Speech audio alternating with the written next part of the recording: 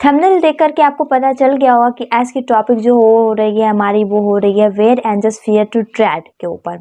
ये question most important है उन बच्चों के लिए जिनका 50 मार्क्स का इंग्लिश है।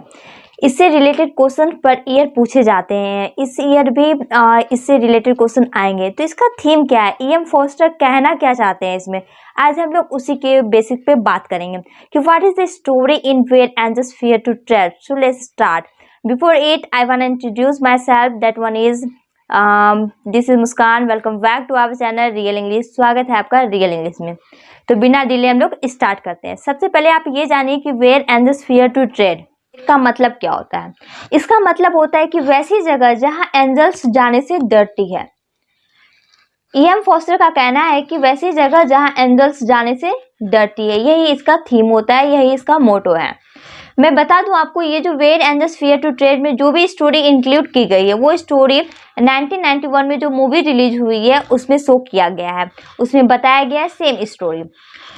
इस लाइन को E.M. फॉस्टर ने an essay on criticism by Alexander Pope के द्वारा जो लाइन लिखी गई है उससे इन्होंने ये लाइन को निकाला है, एलिमिनेट किया है। वो लाइन है आपका, for fools rush in where angels fear to tread. It means वैसी जगह जहां एंजल्स जाने से डरती है उसी जगह मूर्ख लोग चले जाते हैं, मूर्ख लोग पहुंच जाते हैं। तो इसी लाइन से उन्होंने ये वाले लाइन को लिया है और वो आज आपके सामने शेयर करना चाहते हैं। तो सबसे पहले हम लोग बात करते हैं कि E.M. फॉस्टर के बारे में जान लेते हैं कुछ जानकारी।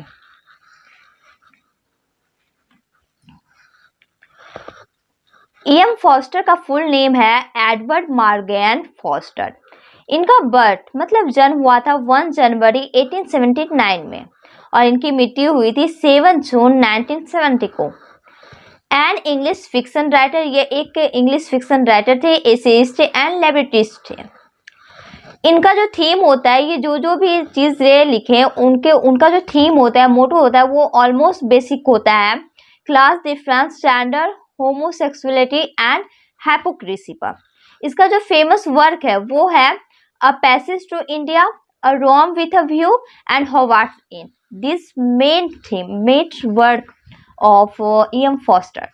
ये हो गई E.M. फॉस्टर की जानकारी। अब बात करते हैं हम लोग थीम के ऊपर, मतलब स्टोरी के ऊपर, where angels fear to tread के बारे में। इस स्टोरी को स्टार्ट करने से पहले मैं कुछ मेन कैरेक्टर के ऊपर बात करती हूँ। इस स्टोरी जो बेस्ड है ना, वो लिलिया हैरिटन नाम की एक लड़की रहती है, उस स्टोरी बेस्ड है। ये स्टोरी की शुरुआत हुई थी सॉस्टन नाम का एक इंग्लिश सिटी है। तो लिलिया हैरिटन की सास रहती है मिसेस हैरिटन। उसका देवर का नाम मतलब ब्रदर इन लॉ जो थे वो थे फिलिप हैरिटन और उनकी सिस्टर इन लॉ भी थी हैरियट हैरिटन और उसके हस्बैंड चार्ल्स हैरिटन जिनकी मृत्यु हो गई थी और उनकी एक बेटी थी इमा डॉटर। मतलब इसके ही हस्बैंड डेट कर गए थे चार्ल्स हैरिटन, तो वो अपनी जो लाइफ जी रही थी वो मिसेस हैरिटन, फिलिप हैरिटन, हैरियट हैरिटन और इमा के साथ जी रही होती है।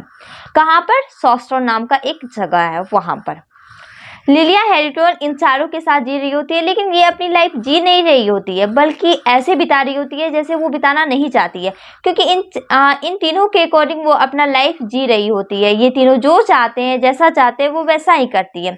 इन तीनों को ये बिल्कुल भी पसंद नहीं है। इसलिए पसंद नहीं है क्योंकि इन लोगों की सोच हाई क्वालिटी की होती है और इसकी सोच वैसी नहीं है, ये इन लोगों को ऐसा लगता है। इसी वजह से ये लिलिया को बिल्कुल पसंद नहीं करते हैं।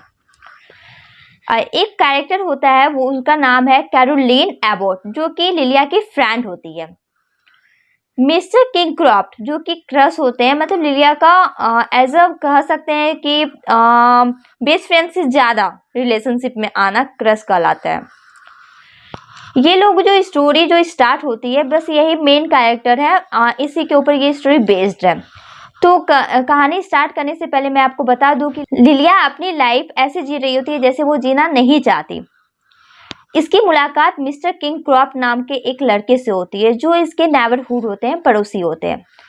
इसको इससे प्यार हो जाता है और इसको भी इससे प्यार हो जाता है, पर इन दोनों ने कभी भी एक दूसरे को प्रपोजल नहीं रखा था कि मुझे प्यार है तुमसे या फिर इसे प्यार है। ये दोनों बस करते थे, ऐसा लगता था कि फीलिंग्स हो चुकी है, क्रश का नाम दे सकते हैं हम लोग इसको। लेकिन ये बात जब इसकी सास मिसेस हैरिटन को पता चली तो इसको बिल्कुल पसंद नहीं है कि लिलिया किसी और से बात करे और इसकी दूसरी शादी हो, जबकि इसकी लाइफ खत्म नहीं हुई है, फिर भी ये वैसा नहीं चाहती। ये चाहती है कि हमेशा लिलिया इसके साथ रहे और इसके इशारों से चले। तो ये इन दोनों को दूर करने के लिए एक प्लान सोच रही है, क्योंकि इन दोनों को दूर ये सामने से नहीं कर सकती। इसी वजह से इन्होंने एक प्लान सोचा। ये सोचा कि लिलिया ये डायरेक्ट जाकर लिलिया को ये बोलती है कि तुम बहुत दिन से यहाँ रह रही हो, कभी गई नहीं हो बाहर, तो एक काम करो, तुम और तुम्हारी फ्रेंड कैरोलाइन दोनों चले जाओ इटली। इटली में एक जगह है टस्कैनी, वहां जा चले जाओ घूमने के लिए। बहुत दिन हो गया, वहां पे जाओगी तो माइंड फ्रेश भी रहेगा। तो ये तो पहले मना कर देती है, फिर ये सोचती है कि अगर मैं वहां जाऊंगी तो अपने इन तीनों के अकॉर्डिंग जो जी रही हूँ वो तो कम हो जाएगा, हम अपनी लाइफ कुछ पल के लिए ही तो जिएंगे। तो ये रेडी हो जाती है जाने के लिए। ये और कैरोलाइन एबोट चले जाते हैं इटली। इधर इनकी सास क्या करती है, मिस्टर किंगक्रॉफ्ट को मना कर देती है और इनको बोलती है कि तुम मेरी बहू लिलिया से दूर रहो, वो दूसरी शादी नहीं करेगी और उसके लाइफ में अब किसी भी इंसान की कोई जरूरत नहीं है, वो बस हम ही लोग का देखभाल करने में अपना लाइफ बिता देगी। तो ये फिर इससे मिलना जुलना या फिर बात करना या फिर लेटर भेजना सब कुछ बंद कर देता है, कोई मतलब नहीं रखता है। और लिलिया को भी जब ये पता चलता है कि मिस्टर किंगक्रॉफ्ट इसमें कोई इंटरेस्ट नहीं है, क्योंकि इसे तो पता ही नहीं रहता कि इसकी सास ये कर रही है, तो ये भी माइंड से निकाल देती है। तो वो अपना लाइफ इंजॉय करने लगती है वहां जाने के बाद। ये और इसकी फ्रेंड कैरोलाइन एबोट घूमते घूमते एक शहर चले जाते हैं। उस सिटी का नाम है मॉन्टेरिनो। उस सिटी में उसे बहुत ज़्यादा चेंजेस दिखता है। उसे ऐसा लगता है कि लाइफ का मतलब ज़िंदगी जीना होता है, क्योंकि वहाँ का जो कल्चर और इन्वायरमेंट होता है वो ऐसी जगह से ग्रेसिट होता है कि सारे लोग अपनी अपनी लाइफ अपने अकॉर्डिंग जी रहे होते हैं। किसी को किसी से भी डरने की कोई ज़रूरत नहीं होती, कोई किसी के अकॉर्डिंग नहीं चल रहा होता है वहाँ। इसे ये जगह बहुत ज़्यादा पसंद आती है। ये चाहती है कि हमेशा इसी सिटी में रहे। फिर उसकी मुलाकात जो होती है वो जीनो कैरलो के नाम से एक व्यक्ति रहता है, वहाँ पे मिलती है। वो चर्च में इससे मिलती है। जब जीनो कैरला को ये देखती है तो उसे फर्स्ट टाइम ही लव हो जाता है, इसलिए क्योंकि ये बहुत ज़्यादा हैंडसम पर्सन होता है और बहुत ज़्यादा स्वभाव से भी बहुत सुंदर होता है। इसी वजह से इनको इससे लव हो जाता है, लिलिया को, और लिलिया को भी इनसे हो जाता है। ये इसलिए ऐसा चाहती है ताकि अपनी इन तीनों मतलब लॉस फैमिली से दूर हो सके, उससे छुटकारा पा सके और अपनी लाइफ खुल करके जी सके। इसे ऐसा लगता है, इसी वजह से ये इससे प्यार करती है और इसे तो जनरली हो ही जाता है उससे प्यार। बस ये दोनों शादी करने के बारे में सोचते हैं। शादी करने से पहले क्या होता है ना, ये दोनों बहुत ज़्यादा क्लोज आ जाते हैं, जिससे कि लिलिया प्रेग्नेंट हो जाती है। इसकी जो फ्रेंड है कैरोलाइन एबोट, जब इसे पता चलता है कि लिलिया और जीनो कैरलो एक दूसरे से शादी करने वाले हैं, तो ये खबर इसकी सास को भेज देती है। सास को बहुत ज़्यादा शॉक्ड लगता है और वो सोचती है कि लिलिया ऐसा कैसे कर सकती है। वो तुरंत अपने बेटे फिलिप हैरिटन और अपनी बेटी हैरियट हैरिटन को वहाँ भेजती है इटली। जब तक ये दोनों वहाँ पहुँचते तब तक में जीनो और कैरलो और लिलिया की शादी हो चुकी रहती है। जब ये दोनों पहुँचते हैं तब तो बेकार हो जाता है इन लोग का जाना, क्योंकि ये दोनों शादी कर चुके रहते हैं। ये दोनों वापस रिटर्न आ जाते हैं और ये लोग अपनी लाइफ जी रहे होते हैं और लिलिया अपनी लाइफ। लिलिया जैसा सोचती है वैसा बिल्कुल नहीं होता, ये भी उसी अपनी लॉस फैमिली की तरह ही निकलते हैं। जीनो कैरलो भी वैसे ही ट्रीट करता है जैसे इसके फैमिली मेंबर करते थे पहले। हर चीज़ में रोक टोक, कहीं आना जाना अकेले नहीं, हर बात पे आर्ग्यूमेंट होता था इन दोनों के बीच में। लिलिया को इस लाइफ से बोर हो चुकी थी, बहुत ज़्यादा टायर्ड हो चुकी थी अपनी लाइफ से। इसी वजह से वो धीरे धीरे बीमार पड़ती गई और वो एक दिन इतना ज़्यादा बीमार पड़ गई कि जब वो प्रेग्नेंट थी, जब वो बेबी को बॉर्न की तभी उनकी डेथ हो जाती है।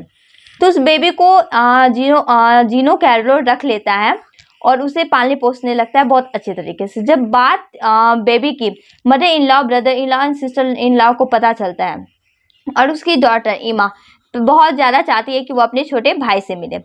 उनकी मदर इन लॉ का कहना था कि चाहे बेटा है लेकिन है तो मेरा ही ना, मेरी बहू का ही है, तो वो जीनो कैरलो के पास नहीं रहेगा, वो मेरे पास रहेगा।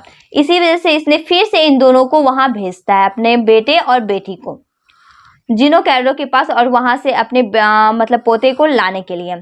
तो जब ये दोनों वहाँ जाते हैं तो देखते हैं कि जीनो कैरलो बहुत अच्छे तरीके से उसका देखभाल कर रहा होता है उस बेबी का। लेकिन हैरियट हैरिटोन मतलब उसकी बेटी को लगता है कि अगर मैं इस बेटे को नहीं लेकर के जाऊंगी तो उसकी मम्मी उसे बहुत ज़्यादा डांटेंगी। इसी वजह से ये क्या करती है, इस बच्चे को किडनैप कर लेती है। जीनो और लेरिया का जो बच्चा रहता है उसको किडनैप कर लेती है उसकी बहन। लेकिन फिलिप हैरिटोन जो सोचता है कि अगर इसका देखभाल जीनो कैरलो अच्छे तरीके से कर रहा है तो मैं उसे नहीं लेकर के जाऊंगा। बट जब किडनैप की बात इन दोनों को सूझती है तो इन दोनों को लगता है कि एक दूसरे ने ही किया है। बस इन दोनों में लड़ाई स्टार्ट हो जाता है, मतलब मारपीट होने लगता है।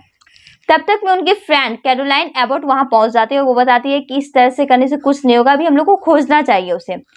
हैरियट हैरिटोन जब उस बेबी को लेकर के जा रही होती है तभी रास्ते में उसका एक्सीडेंट हो जाता है और बाय मिस्टेक उसके बेबी मतलब लिलिया का जो बेटा रहता है उसका डेथ हो जाता है और हैरियट बच जाती है।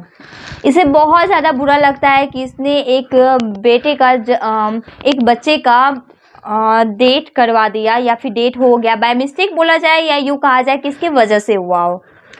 तो इसे बहुत ज़्यादा गिल्टी फील होता है जब ये आकर के जीनो कैरलो और अपने भाई फिलिप हैरिटोन को बताती है तो ये दोनों बहुत ज़्यादा गुस्सा होता है। तो उसी समय जीनो कैरलो वहाँ से चले जाता है बिना कुछ बोले और जीनो कैरलो को ऐसा लगता है कि उसकी लाइफ अभी खत्म नहीं हुई है बल्कि स्टार्ट हुई है, तो लिलिया के जाने के पास ये दूसरा शादी कर सकता है। फिलिप हैरिटोन को जो लिलिया की फ्रेंड थी कैरोलाइन एबॉट उससे प्यार हो जाता है और वो इसे वो अपना प्रपोजल रखता है इसके सामने कि मैं तुमसे शादी करना चाहता हूँ। तो ये बोलती है कि मुझे जीनो पसंद है, तुम नहीं। पर जीनो को इसमें कोई इंटरेस्ट नहीं रहता है कैरोलाइन में, इसी वजह से ये इसे रिफ्यूज़ कर देता है, मना कर देता है और दूसरी लड़की के साथ अपना लाइफ स्पेंड करने का फैसला कर लेता है क्योंकि इसे लगता है कि इसकी लाइफ खत्म नहीं हुई है और ये अपनी लाइफ अपने अकॉर्डिंग जी सकता है। तो कैरोलाइन एबॉट और फिलिप हैरिटोन और हैरियट हैरिटोन वापस अपने घर लौट आते हैं। तो इस लेसन से ये पता चलती है कि इंसान अपने अकॉर्डिंग जीने के लिए, अपने अकॉर्डिंग चलाने के लिए कैसे एक दूसरे को कन्वर्ट करते हैं, हक जमाते हैं दूसरे के ऊपर उसकी लाइफ की बिना परवाह किए।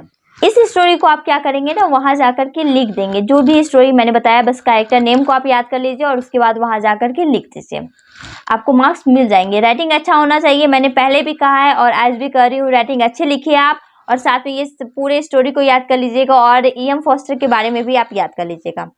You get a good marks. Thank you so much for watching my channel, and now I wanna say to you that if you have any doubt you can ask me on comment box. Thank you so much for watching my channel.